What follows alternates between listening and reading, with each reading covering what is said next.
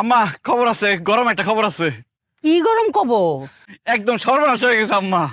কি আর সর্বনাশের কথা ক? আরে তুমি যে এখানে খাড়ায় খাড়ায় এত কথা কইতাছো, বাড়ি ঘর খালি রেখ খাইছো, চোর চুরি করে নিয়ে গেলে।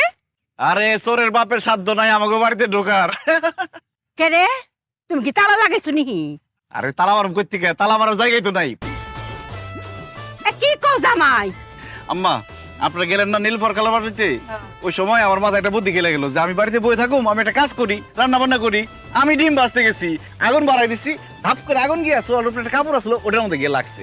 এখন আগুন তো নিভাইতে হইব, চিন্তা করলাম পানি পাবো কোন জায়গায়, বোতলের মধ্যে দিই পানি, পানি এই না আগুনের মধ্যে ডালছি, পরে যেটা কেরোসিন তেল, আরো আগুন বাইরে গেছে গা। পরে এরপরে ওই আগুন ঢাকুনের লিগে পাতা শাড়ি আপনাকে কাপড় চোপড় যা আছে সব দিছি, আগুন এত নির্লজ্জ তাও ডাকে না, বাইরে আসে। এরপরে আমি দৌড়াইয়া রান্নাঘর থেকে বড় করে আইছি, আগুন আমার পিছে পিছে বড় করে আইছে, পরে দাও দাও করে পুরো বাড়ি চলে গেছে, একদম জৈরা পুরা সরকার। কইতাছি এনে দাঁড়াদাঁড়ি কইতাছ, আম্মা তাড়াতাড়ি চলো পানি দিতে বাড়িতে। আরে পানি কই দিবা, বাড়ি তো নাই, কারণ আগুন ধইরা পুরা বাড়ি পুড়ে গেছে, একদম ছাই ছাই হয়ে গেছে। ওই যে কুসুমের মা ওরা ছাই নিয়ে যাইতেছে মাছ কুড়ার দিকে। আরে এত কিছু হয়ে গেছে, তুমি খাড়ায় খাড়ায় কেলে কেলে আসতাছো কে? আরে হাসুন না, আম্মাই তো কইছে যত কষ্টই হোক, কষ্ট থাকবে মনের মধ্যে, মুখের মধ্যে থাকবো হাসি, তাহলে আশেপাশের 10 গ্রামের লোকজন জানবো আমরা অনেক সুখী পরিবার। রাহো তোমার সুই পরিবার। এই তোমার কি বাড়ি ঘর আছে?